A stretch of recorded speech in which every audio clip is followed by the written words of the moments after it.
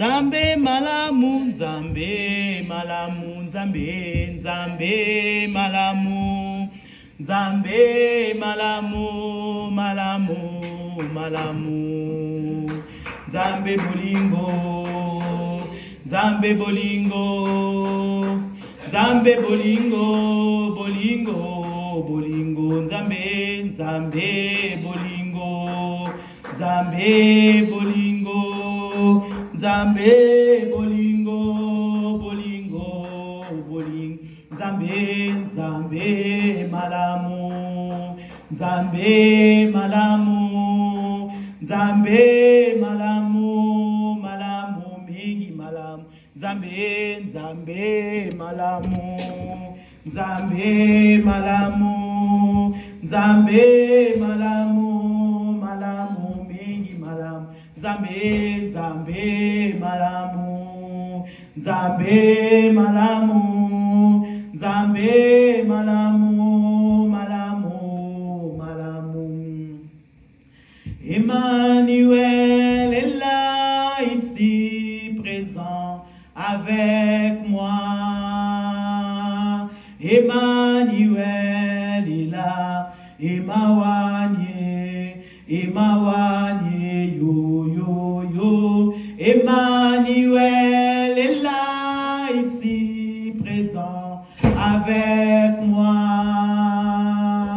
Emmanuel est là, Emmanuel, yo, yo, yo. Emmanuel est là, ici, présent, avec nous. Emmanuel est là, Emmanuel,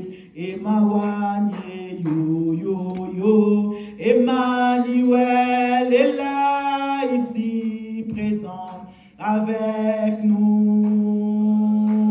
Emmanuel est là, Emmanuel, yo, yo, yo. Alléluia, Nzambe azwa lokumu. Vraiment, nazane sengo ya kozasu liboso na biso na mukona elo wa Nzambe komaza malamu. Nzambe wa permettre ngana yo toza na kati siko aza Nzambe malamu ayebaki ke ngana yo tokobanda culte na biso pe tokobango et tozondimeke Nzambe oya bongise biso bolamu akosala biso bolamu na pokwa lelo. Na yango nazopesa merci et pa na Nzambe oya sali ke toza na kati siko aza Nzambe malamu. Yenda sali ke toza kati siko ndenge Maman Florence sopesa témoignage wana vraiment eza édifiant makasi. Pour ceux qui toza otozeza pour Nzamba zana bomoi. Ceux qui toza otozeza pour Nzamba sisna biso. Pour ceux qui Nzamba sisna biso, to linga toza la awate. Ceux qui to tangami parmi ba viveza parce que na Nzambe asisna biso tepe to comprendre le ko mission na biso na sena moyo na cité ya toza otoza. Ya wana Nzambe wana vraiment azwa lokumu wane to la mana nyonso azosala azanzambe malamu azanzambe incomparable. To éviter to côté parce que aza oyo asala oyo akela nyonso oyo mona na tende mutasalango yango tolobi matondo ezonga epa na epo aza Nzambe malamu na yango nazopesa sous merci et pas na prophète tukala bien kaza na biso esiko to pesi merci parce que na nzela na tozo continuer koyekola soki na termine boso na biso eza po tozo yekola na sia makona yango na moto na mona lisusu boso na biso na pesi pe merci et pas pasteur tonton bien kaza te yende na nzela na epe tozo continuer koyekola soki ya ponaki ngana zala awate ndene ngana zala lioli boso awate yango vraiment naza reconnaissant na nyonso bazosala na biso na kati na SM et tokobanda prière na biso tokobanda matea na biso pe merci à Florence nenge toza biso ngale awa toyebi ke Nzambe oyo asali ke toza biso ngale awa za Nzambe et toza biso moko te toza elongo na ba ange parce que Bible bina biso là où deux ou trois sont ensemble en son nom il est au milieu tozondima ke azana biso elongo ndenge Bible ezoba na biso na Psaume 34 verset 8 l'ange de l'Éternel campe autour de ceux que les crainent les arrache au danger tozondime ke toza biso moko te toza na ba ange awa na biso elongo et toza la culte elongo na bango to pamboli Nzambe na pona yango na kombo na Yesu.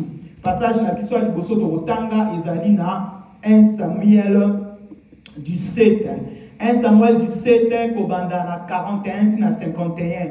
1 Samuel du 7 41 à 51 na tangi na kombo na Yesu Christu. Na bandi kotanga na kombo na Yesu.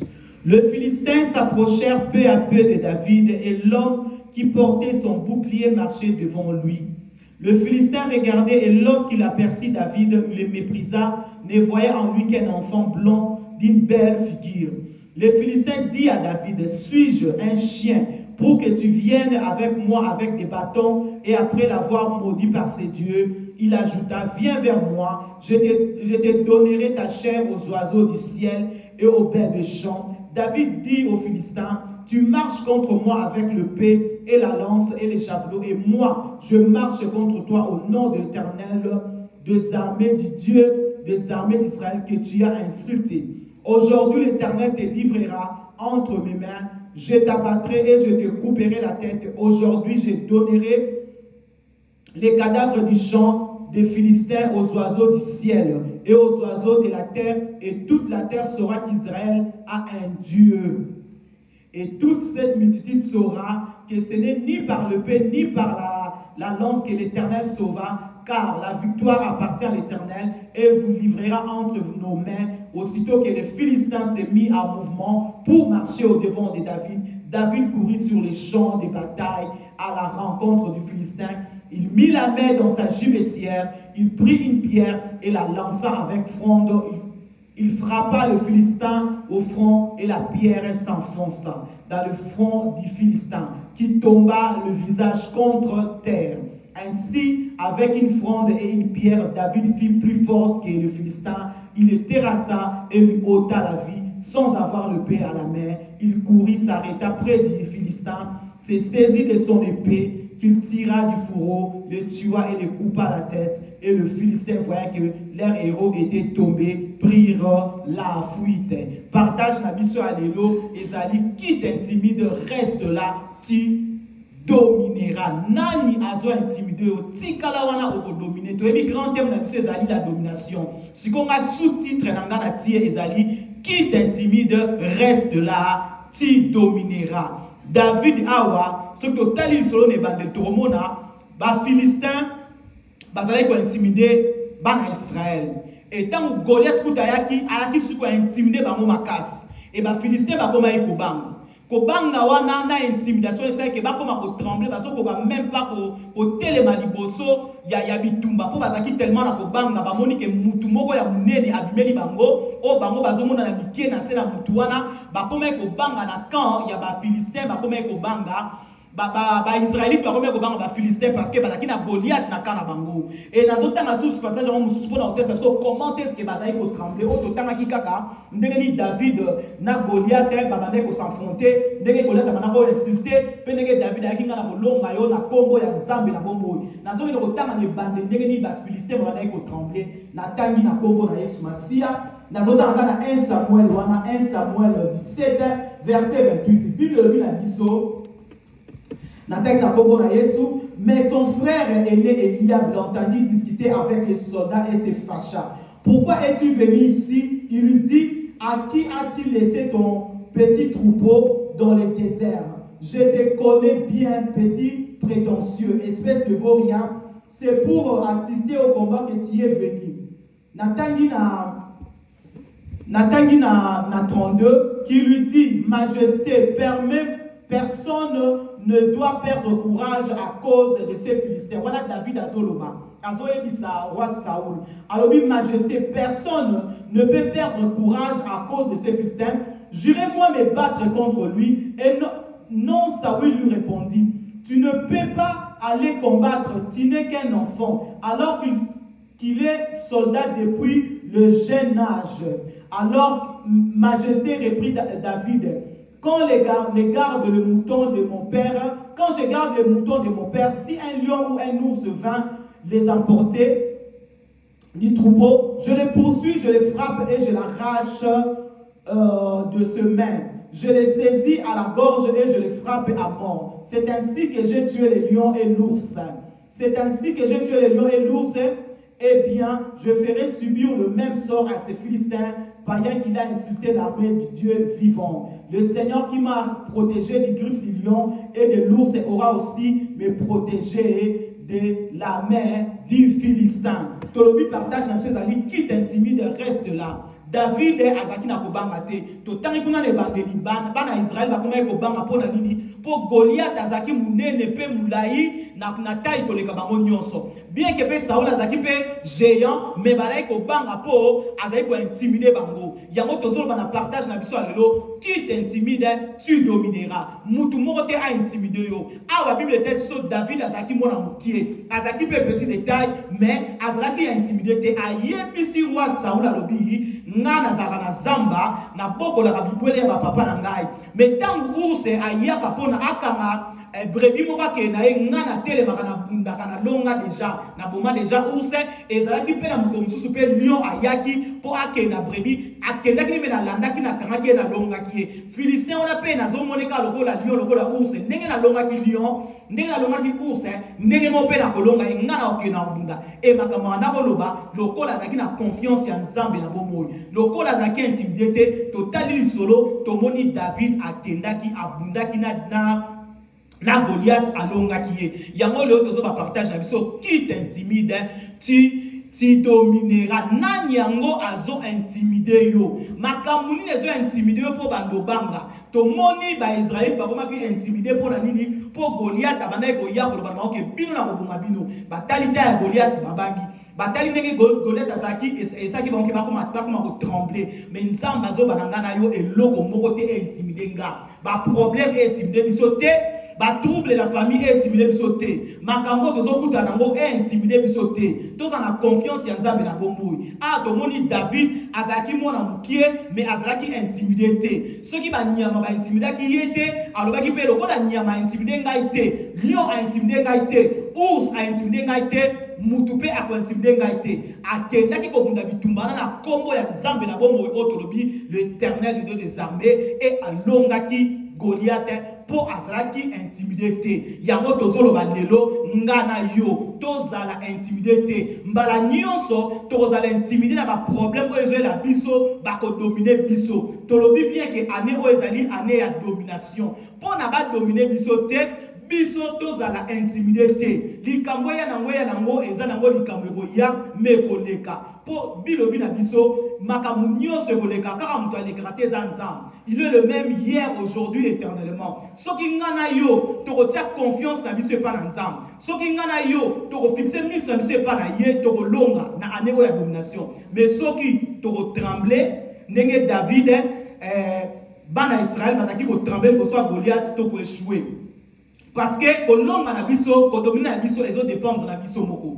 Soki ngana trembler devant ennemi alonganga. Soki ngana trembler devant ennemi te moi alonganga ekozala te. Tomoni bande kwa David, tomoni ba Israélite bazaki ko trembler devant Goliath, ya mwana Goliath abanaye kolonga bango. Po maloba na eka wa banaye koluba. Maloba pamba ezo faire trembler bango, batalita ya Goliath ba ko faire trembler bango, batali na bilambo ya lata kona ba faire trembler bango. Et pourtant bango bazaki ba soldat mais bazo banga mninga na bango soldat po na nini bazaki intimider na taille.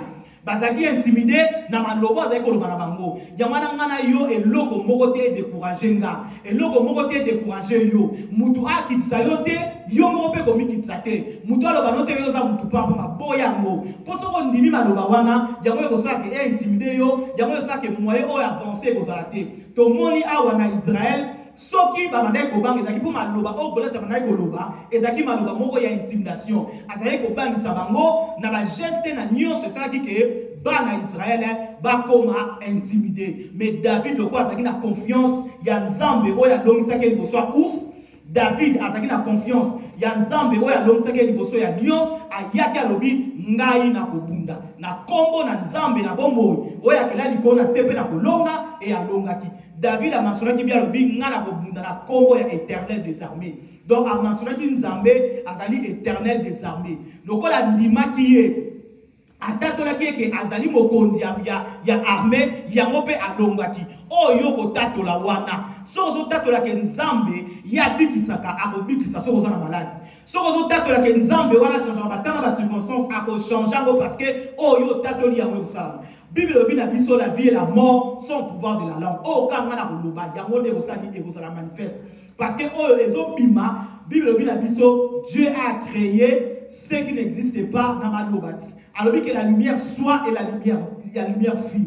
Il y a un ensemble toujours positif na maloba na biso. Maloba na nga on na robinsa eza maloba o ezo encourager nga moko pesa maloba ezo encourager bato ba tout autour na nga. Soki nga moko déjà nzo biso maloba ya découragement et ko décourager nga moko liboso et puis ya décourager entourage na nga. Nzamba ninga na yo to décourager te. Quelle que soit la circonstance, to décourager te. Likambo yaka ekoleka nango. Likambo moko te za l'éternel. O az éternel za ka nzamba. Makamno se ko ya na ekoleka. Tozo mona ba ne lekit. Tozaki na Covid na 2022 ou na 2024. Makamno lekite. Eleki. Et comme histoire et comme tout temps on a dépassé. Donc oh nyoso za nango ezo leka de loi tout le monde tout ça pour en avril. Ouais, ils ont les avril, les autres sont là. Et qu'on les canards parce que et l'eau moroté éthique à la éternelle. Oh, les éternel, oh, tous obenga, nzambe na bon moyen des éternels. Makamunyo se koya et koleka. Ce qui te zo que les autres les 25, tu recommandes les 26.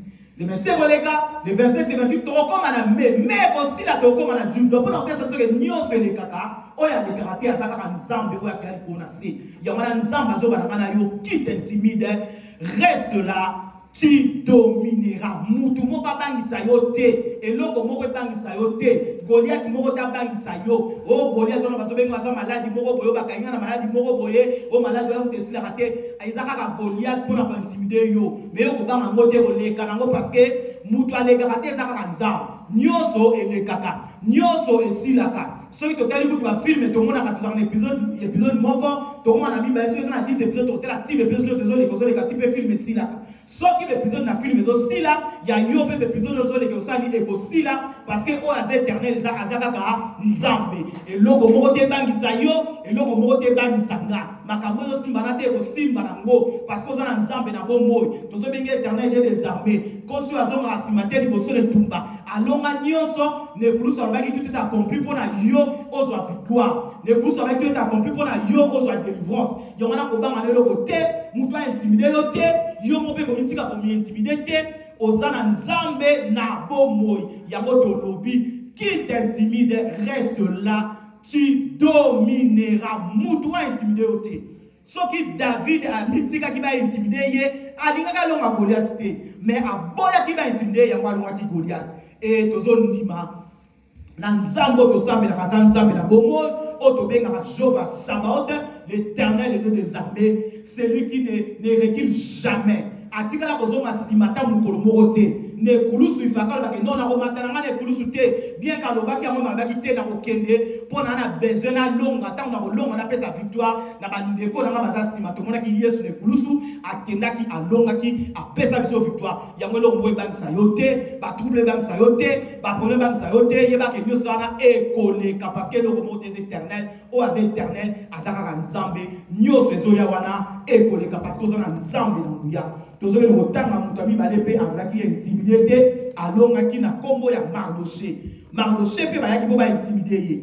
balinga ba intimidé bango na ndenge Aman ayaki po aluka a intimidé bango mais Mardoché atikaki te bazala intimidé alongaki pe c'est pourquoi parce qu'azalaki na confiance ya nzambe wana oyo akela likona se et atikaki kozala intimidé te liboso ya Aman tozoki kotanga na ndeko na biso musu na kombo ya Mardoché o pe balingi ba intimidé ye na ba mauvais message na ba mauvais langage, ba message ma bé batindela qui est pour intimider Mardoché, pour Mardoché lemba, mais Mardoché a tiré qui passe à intimider à longa qui makamona, tout ce que le kotanga na Esther 4, natani na 1 na 17, Esther 4 1 à 17, natani na kombo na Yesu Masia.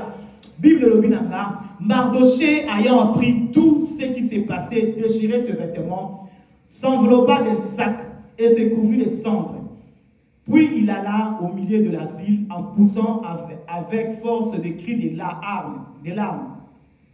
Et s'est rendu jusqu'à la porte du roi dont l'entrée était interdite à toute personne revêtue d'un sac. Dans chaque province, partout où il arrivait, l'ordre du roi et son édit, il y eut une grande désolation parmi les Juifs. Il gêna et pleura et se lamentait, et beaucoup se couchaient sur les sacs et la cendre. Les servantes d'Esther, ses iniques, vinrent lui annoncer cela. Et la reine fut très effrayée. Elle envoya ses vêtements à Mardoché pour les couvrir et lui faire ôter son sac, mais il n'accepta pas. Alors Esther appela Hathach, l'île eunuque que le roi avait placé auprès d'elle.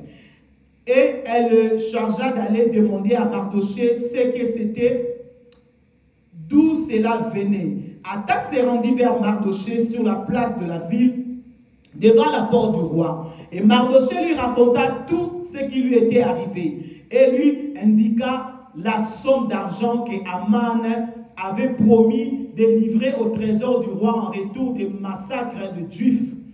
Il lui donna aussi une copie et de l'édit publié dans Cissé en vue de leur destruction, afin qu'il le montra à Esther et lui fit tout connaître.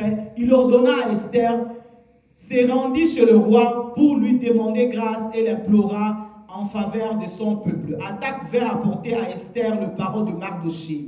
Esther chargea Hathach d'aller dire à Mardochée: tous les serviteurs du roi et le peuple de province du roi savaient qu'il existe une foi portée peine de mort contre quiconque, homme ou femme, entre chez le roi dans la cour intérieure, sans avoir été appelé. Celui-là seul a la vie sauve, à qui le roi rend sceptre d'or. Et moi, je n'ai point été appelé auprès du roi depuis 30 jours. Lorsque les paroles d'Esther y étaient apportées à Mardochée, Mardochée fit répondre à Esther: ne t'imagine pas que tu échapperas seul d'entre tous les Juifs parce que tu es dans la maison du roi. Car si tu t'étais maintenant, les secours et la délivrance surgiront d'autre part pour les Juifs, et toi et la maison de ton père, vous périrez. Et qui sait si ce n'est pas un temps comme celui-ci que tu es parvenu à la royauté. Esther envoyait dire à Mardochée: va, rassemble tous les Juifs qui se trouvent à Cissé et gênés pour moi, sans manger ni boire pendant 3 jours, ni la nuit, ni les jours. Moi aussi je gênerai de même avec mes serviteurs, puis j'entrerai chez le roi. Malgré cela, et je dois périr, si je périrai, je périrai. Awa, Esther a eu conscience. A eu conscience pour Annie, parce que Mardochée a télémaqué le bac hier. A yéxé la 14 car si tu t'étais maintenant, les secours et la délivrance surgiront d'autre part pour les Juifs, et toi et la maison de ton père, vous périrez. Et qui sait si ce n'est pas pour ce moment-ci que tu es là aux royautés. Mardochée a yébisi Esther bien. Tozana makamwa bakali keba babiso sur juif.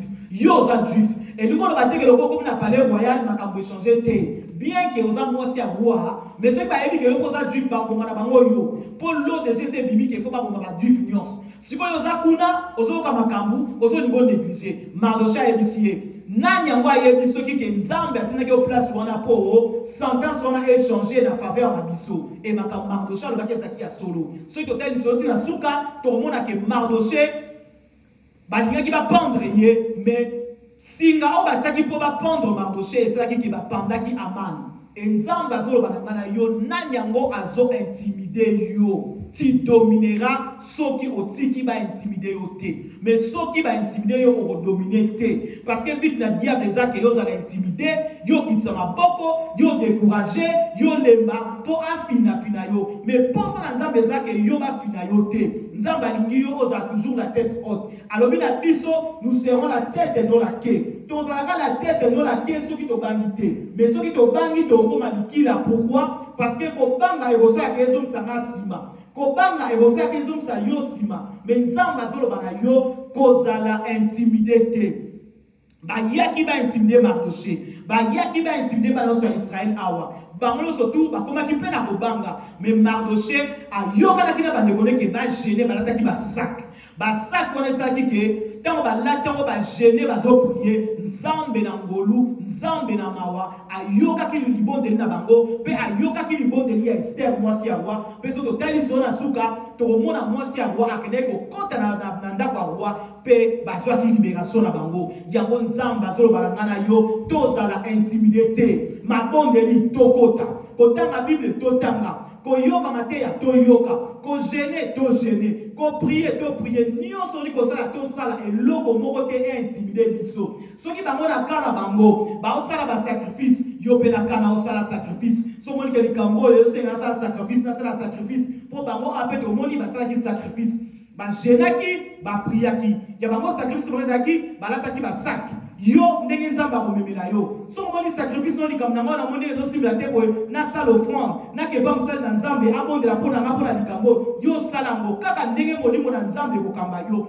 kozala intimidé te eloko moko intimidé yo te bango na kana bango bazoza intimidé te yo pe kozala intimidé te soki Mardoché azalaki intimidé awa alingaki ya gêné te alingaki ayebisa mpe atinda maloba mpe Esther te ke biso so gêné mais kobanga na ye wana te esalaki ke atinda maloba mpa ya roi Esther e roi Esther mpe akota na bango na gêne babondela e changement ekotaki na mboka mobimba na toloba na tribu na bango mpo bango balukaki elongo na nzambe mbala nyonso yo koluka elongo na nzambe nzambe oyo ayokaka losambo akoyoka yo mpe akotika yo te yango tozoloba qui t'intimide reste là tu domineras mutu moko intimide yo te yo tikala wana kaka makambo ngo eya nango nzembo ser na biso moko ayembaka ebebebebelanga na tombola Yesu inde langa na tombola Yesu yawe yanga tombwama nanu nakolela na tiki nanu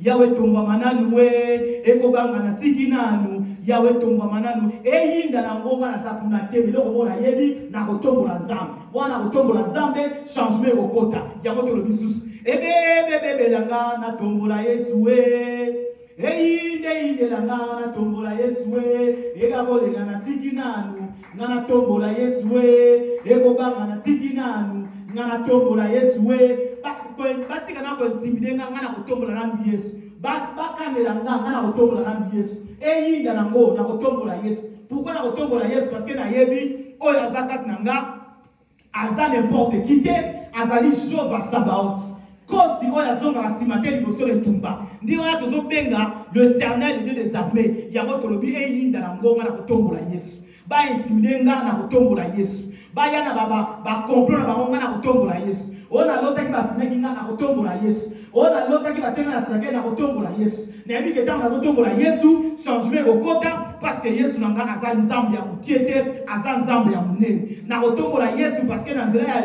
ya louange na adoration nzambe afungolaka makambo achangeaka makambo totali na lisolo ya acte 16 tomoni apôtre Paul na Silas bazalaki na prison me balobi batombolaki nzambe basalaki louange esalaki ke tremblement de terre esalama na kati ya prison e bashene kakana yango tozoloba eyinda nango eza nango ndenge kosala biso tokotombola Yesu bashene wana ekokatana mpo biso tozoyembela Yesu basingana ekokatana mpo biso tozotombola Yesu eyinda nango ndenge bakosala basala na bango me biso tokotombola nanu Yesu wana tokotombola Yesu tokomona changement na nyonso wana tokotombola Yesu tokomona libération wana tokotombola Yesu tokomona miracle parce que nzambe na biso asili te mpe akosila te bato na mokili bachangeaka me ye achangeaka te aza nzambe ayokaka losambo aza na matoi soki azali na matoi te nde alingaka ayoka te me lokola aza na matoi ayokaka azoyoka makambo nyonso oyo olobaka yango wana moto aintimide yo te yo moko mpe komi intimide te tolobi awa ke qui t'intimide reste là tu domineras mutu moko te intimide yo tikala wana okodomine na yo basala baprogramme na bango basala na gauche bakolonga yo te basala na droite bakolonga yo te bible elobi na biso que 1000 tombent à ton côté 10 000 à ta droite, tu ne seras jamais atteint.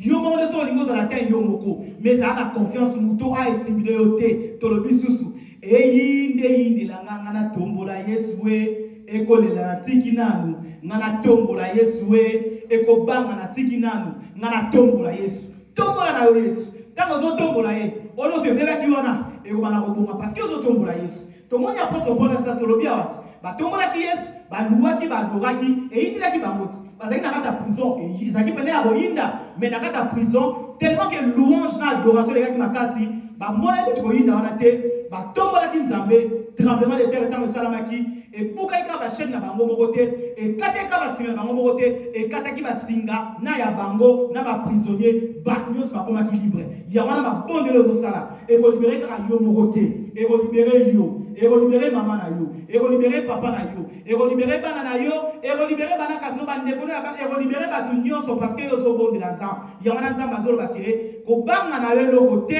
muto intimider yo te, yo mrape komi tika ba intimider yo te. Tu n'es pas n'importe quel obinokaka yo stika la wana. Tanga lo bitika la wana, abitika la wana na kata confiance et pas l'ensemble. Tanga lo bitika la wana, alingo tika la wana oza na kondima ke nzambe oyo a changé la ki apôtre Paul na Silas makambo a changer makambo nanga. Nzambe oyo abongola ki makambo Mardoché a bongola pour makambo nanga. Nzambe oyo abongola ki makambo ya David ya bana Israël. Wana golata na ko bangisa bango, David ayaki na kondima ke twana nzambe na nguya oyo a changer ki place kolezaki na kaya bana Israël.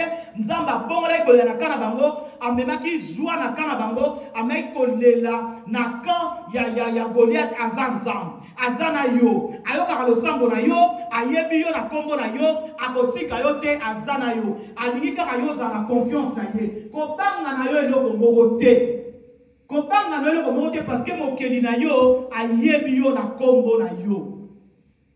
Mokeli nanga ayebi ngai na kombo nanga, ngai pe nayebi ye na kombo na ye, toyemba ye mokeli nanga ayebi nga na kombo nanga, ngai pe nayebi ye na kombo na o Yawe kumama Yawe, Yawe kumama Yawe.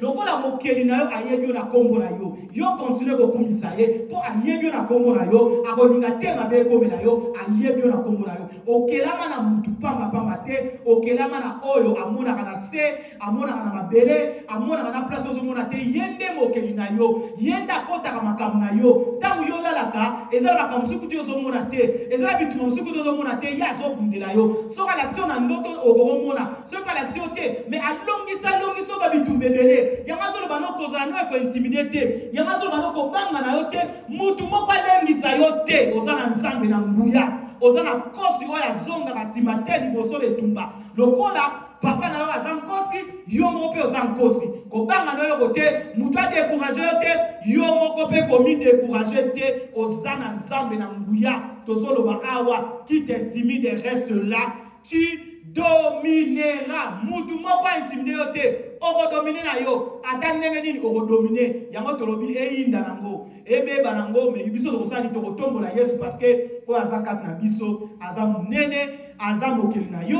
ayebi yo na kombo na yo, akotika yo te, pe akotika libota na yo te, aza na yo.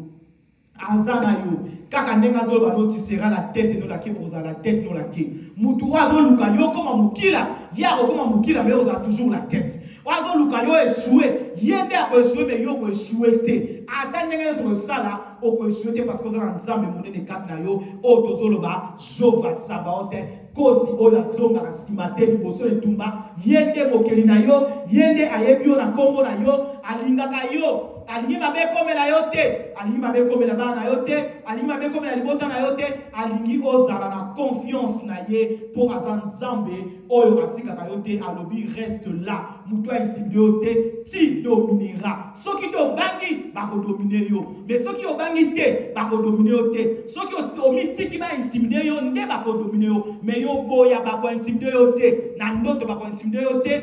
Physiquement parlant, va intimider yo te. Zala la confiance ya nzambe oyo sambe laka parce que o dominer kaka atandengeni parce que aneo to ezotolobi yango prophète alobaki eza ane ya domination yo na Yesu na nzambe boko dominer parce que ozana nzambe monene kati na yo et okolonga toujours parce que ozana nzambe na nguya tozokende kotanga mutu mususu pe ba dominaki ete makambo elingaki dominer mais animaki na nzambe na bomoi et a dominaki makambo elingaki dominer na échec oyo elingaki dominer ye ya dominaki yango tozokende kotanga na ndeko na biso na kombo apôtre Pierre domination pe yaki likolo na ye a travailler kutu mbazo eloko te mais na nzela liloba ya nzambe ya Yesu Masia alobi abi sur ta parole je jetterai parce que ngamoko na travailler kutu mobimba na eloko te mais likolo na liloba na yo je jetterai le filet peta mabuaka ki filet azwa ki mbisi koko échec oyo dominaki butu mobimba a dominaki yango na nzela liloba ya Yesu Masia tozokende kotanga na kombo ya ndeko na biso Pierre oyo pe balinga qui va dominer qui déjà amore ke silipo nanga metamba pesa ke maloba ya limina maloba wana e maloba ni sanke ya dominer na nyoso nazoke ne kotanga na Luc 5 1 à 7 na tanga na communauté masia Luc 5 1 à 7. Bible Biso, comme Jésus s'est trouvé auprès du lac de Génézareth et que la foule s'est pressée autour de lui pour entendre la parole de Dieu, il vit au bord du lac 2 barques d'où les pêcheurs étaient descendus pour laver leurs filets. Il monta dans l'île de ce barque qui était à Simon et il le pria de s'éloigner un peu de terre. Puis s'assit de la barque, il enseigna la foule. Lorsqu'il cessait de parler, il dit à Simon, avance en pleine eau et jetez vos filets pour pêcher. 5. Simon lui répondit, Maître, nous avons travaillé toute la nuit sans rien prendre, mais sur ta parole, je jetterai le filet. Ayant jeté, il prit une grande quantité de poissons et leur filet se rompa. Ils firent signe à leurs compagnons qui étaient dans l'autre barque de venir les aider. Ils vinrent et les remplirent de 2 barques au point qu'elles s'enfonçaient. Awa toyebi solo. Ndeko na biso Pierre, azoki échec. Échec yaki intimidé, boutou mobimba yem taza pécheur. Akenda na ye chaque façon akei a péchera ne ba miss. Mais mukolo na ba kei na ba ndeko na ye, ba travailler boutou mobimba bazui et loko mon côté. Donc échec et yaki est intimidé bango. Ba comment qui peut intimider? Pour tout terminer na 5 awa, na 4 boutou tangu yeso azobana na tangi susu. Lorsqu'il cessait de parler, il dit à Simon, avance en pleine eau et jetez vos filets pour pêcher. 5 Pierre de Malobi. Simon lui répondit, Maître, nous avons travaillé toute la nuit sans rien prendre, mais sur ta parole, je jetterai les filets. Donc, ce n'est pas pour Naïmogo. Pierre a dit parce que tu as déjà biso de la pêcheur. Tu as dit que pour la mbisi, et ça va là, Yo si bon en plein midi, en plein mois, on le va biso de voir filet. Kasi on a fiche, parce qu'on a monati. Moi, tout comme on a tena, pour tout le monde a été, il y a un autre comme on. Yo ce qu'on a mot, ben on va filer. Donc, échec est l'attaqué, à comment qui découragé, il y a un moment où na obo kaka pona maloba no se pona ngamo na obo kate parce que na yebi biso yebi ma ite yo no kaka siko awa de kutu na za mukolo na yo so na ka na 33 sur 30 sur 32 ans wa ko lobana ngana bua ka file place ngana yebi ke go sala na te po to ficha na butu yo ya ko lobana ngana go so ba fiche na moy c'est impossible ba bilo kwa yo lobi na bua ka parce que yo lobi étant ma boaki alobi bien que sur ta parole je jetterai. Dans ma boîte qui m'a dit bien que bazu ba fiche ebele koleka kutu o non bazwate baka liboso toni ba bengi su ba ndeko mususu ba na baka mususu pour ba toni su ba fiche mususu. Donc pour la hôtel ça veut dire que échec et il y a qui peut intimider Pierre, intimider qui est déjà et là tu es déjà. Mais tant que Yesu alobi na yeke boaka alobi sur ta parole je jetterai tant où y a jeté ne bazu ba fiche ebele ya rotozoloba e yinda nango échec e ya nango. Mais dans nzela maloba na nzambe o nzamba zoloba ngana kosali na kondima ke changement kokota ngana kosali na kondima ke miracle ezali ngana kosali na kondima ke délivrance ezalaka ngana kondima ke changement ekotaka ngana kondima ke o eza courbe kozala redresser ngana kondima ka tali kambo ekufi ekozonga na bomoi parce que to mona Lazare asala 4 jours azonga na bomoi et bongo likambo nini et bongo lo kwa nini ngona o ezoya intimidé ngai ekufa na ko na problème te to yebelo ko ate kufi ekozonga parce que oyo apesi ordre azam mutu nde motena batu nyoso azan nzambe oyo akelanga na yo oyo asala nyoso na kata nzoto na ngana yo et azan nzambe et que soko apesi ordre nyoso ekotosa et loko azo tumso wana tanka ya opesa ordre e changer nango parce que le baki na Pierre kaka jeter vos filets Pierre a aussi ordre ba jeter et ba jeter ba misebele et nzambe oyo abongwa makate oto benge Jova Sabaoth. Il est le même, hier, aujourd'hui, éternellement. Ceux qui puissent changer, ceux qui puissent décourager, pour la campagne de la biso, mais l'autre lobby, et bébé, la gana kotombo la Yesu. Et yinde la gana kotombo la Yesu. lokola nzaka na bomoi, lokola nazo tambola, lokola nazo loba, nzamba zo la saraki asisi na ngai te, lokola na asisi na ngai te, o wana le bongo te ko bonga nango, e pour be nango e kozonga droit, e beba nango e kozonga parce que ni mtazonga sa nyoso na état ya malamu. Soki Lazare akufaki azonga na bongo après 4 jours, yo pe likamno wana e kozonga nango. Tomoni mwana ya Jairus akufaki azonga ki na bongo. Mwasi ya perte de sang, yepe makambo lekela ki ye pendant 12 ans. Akomaki découragé, mais tant akutanaki na Yesu, asimbaki songa Yesu elamba, abikizamaki enzambo na zoloba eloko moko intinde te, ni maladie, ni ba difficulté, ni problème, ni échec, ni kozanga, eya nango, mais yo tombola Yesu. Tant ko tombola Yesu, ba chaîne ko katana. Tant ko tombola Yesu, ba sile ko katana. There is power in the name of Jesus to break every chain. Chaîne wana ate kangama 5 ans ekobuka kadena wana ate kangama soki ya 10 ans ekobuka yo continue ka koyembela nzambe yo continue ka kondimela nzambe ndima na malobo bateka biso tant bateka biso maloba awa eza poto zo kondima Bible bina biso la foi vient de ce qu'on entend et ce qu'on entend vient de la parole de Christ mbala nyoso ka loba na nzambe kondimezo mata yo continue ko loba ko loba na nzambe pona kondima no mata poso ki okima loba na nzambe te oza la fait décourager po maloba msusu okokuta na mutu moko a décourager au moins likambo zo le kambo eko simba na mote au moins na pe côté 24 na yo et décourager au lembi mais nzamba zo loba maloba ba te décourager te ya mazo tuna ngana yo qui t'intimide reste là reste la foi qui t'intimide reste la kondima au condominer zana kondima Bible bina biso la foi est une ferme assurance des choses qu'on espère une démonstration de celles qu'on ne voit pas. Si quand la kondima et l'eau mon côté ko déranger vinao a te déranger l'obé ko leka parce que nyo so le kaka o ya éternel et ezaka kanzambe et nzambe na biso o ya yebio na kombo na yo o tolobi mo kelinanga a yebinga na kombo na nga akotika yo te azana yo soka tika ki batu ya ancien testament te ba yamba kutu ye mo bongo biste atika ki bango te e bongo yo muto yamba ye azanda mute mazamo bimba na yo elone zo bansa yo elone zo intimide yo koza la intimidité o dominer na yo kaka soki yo ondimi na maloba na nzambe maloba nyonso batera biso lobaka amen ndimaka tanga en pratique yebaka makambo ko changer tozo ndima na domination année oyo parce que année oyo eza année ya domination to dominaki na janvier na février to dominer na mars to dominer et pozo ça to dominer mai to dominer na biso June, July, tu vas dominer. August, septembre, octobre, novembre, décembre, tu vas dominer. 24 mois, tu vas dominer parce que nous avons une année oyo et une année il y a domination. Tant que nous avons fait tout cas là, à cause de qui sont té, à nous avons fait solo que tu vas dominer, tu vas dominer. Attaque nous avons la domination au été, mais yebaka makamunyo c'est dans la spirituelle mais comme dans la physique. À tout monde au été, mais pas spirituellement parlant, makamunyo les clones parce que nous dominer, nous avons la moi, ils ont fait ça au Canada, il y a nous avons fina yo, au côté va bloquer, au côté au freinage, ils ont l'accès que spirituellement parlant, ils ont les cas bien, il y a nous avons la question simba te boy, mais yebaka que nous avons les simba na, ils ont des simba, ou ils ont ça la maneza ande bakanda, tout le monde a va jouer sur bazo beta balle na terrain, au moins va jouer mususu, so il est baninga bana 2 à 1, bana mususu bazo échouer bana 1, bakoma ko nyata ba jouer mususu nako, ba tout à bango, moi mususu mona fini mususu, moi mususu abaka ninga mususu ipo, yo décourager olemba, tant on sera fatigué pour qui va pas bien que bien au tala monter. Yo sera jouer oyo, mus na yezo ba kengai to yaki awa poto longa.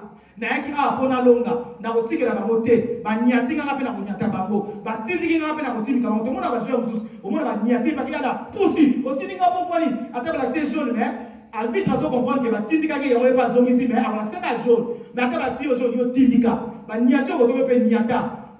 Ba kwa kelo so yo pe kwa kela bango so ko banga bango te. Bango bazo bangisa yo po bazo intimider yo po ba longo be ko linga te ba intimider comprendre que ozali joueur nzamba tie na terrain soko nzamba linga ko na terrain te on ngo na bench mais nzamba tie on na terrain po obeta donc ngo za na ozobeta lo bien muta décourager te ata makamako ye comprendre que ozobeta bien ya bazo nyata na tayo ya bazo tindika yo ya bazo finga yo ya bazo kosa ko zilo makambu ya bazo attiser yo po za la décourager mais ozalo décourager te ba nyatinga pe na nyata bango au moins na ko hôpital a kota na ye na ebele ko mokata ou meli demo hôpital a ko bimakaka parce que nzambo na zosambe na nzambe na bomo poso azaki na bomo ite nde makambo ezokoma te ezokoma mpona ba intimider ngambe na kozala intimider te asala 3 mois asala 6 mois hôpital azala na ye na yebi nzambe azala contrôle elongo ezaka na Yesu Masia nzambe ayebi nga na kombo na nga nzambe ayebi na kombo na yo makambo eko changer ata lelo changer te no eko changer pourquoi parce que ça nzambe na bomo nzambe ayebi yo nzambe alingaka yo ebebebebe la wana sa nini na tombola Yesu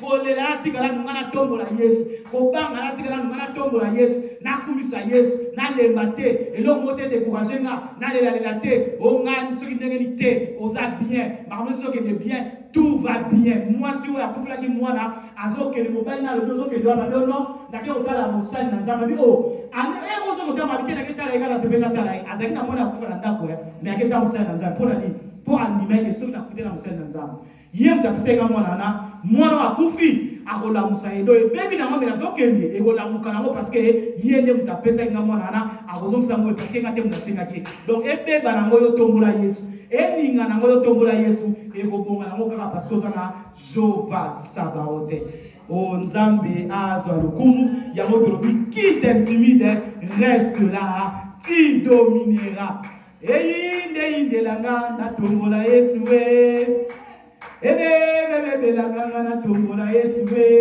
ekobanga na tiki nanu ngana tombola Yesu ekoyima na tiki nanu ngana tombola Yesu ebe langa na tombola Yesu inde langa na tombola Yesu ekolela na tiki nanu ngana tombola Yesu ekobanga na tiki nanu ngana tombola Yesu ebe langa na tombola Yesu ebe langa na tombola Yesu ekolela na tiki nanu ngana tombola Yesu ekoyima na tiki nanu ngana tombola Yesu nzambe apambola liloba na ye. Alléluia. Nzambe azwa lokumu. Alléluia. Nzambe azwa lokumu. Tokomi na biso na suka. Nzambe akumisama. Nzambe oyo asali biso bolamu alingaka biso. Ayebi biso na bakombo na biso alobi na biso. Eyinde langa tosali tokotombola Yesu. Ebebe langa na osali na otombola Yesu. Totiko lela.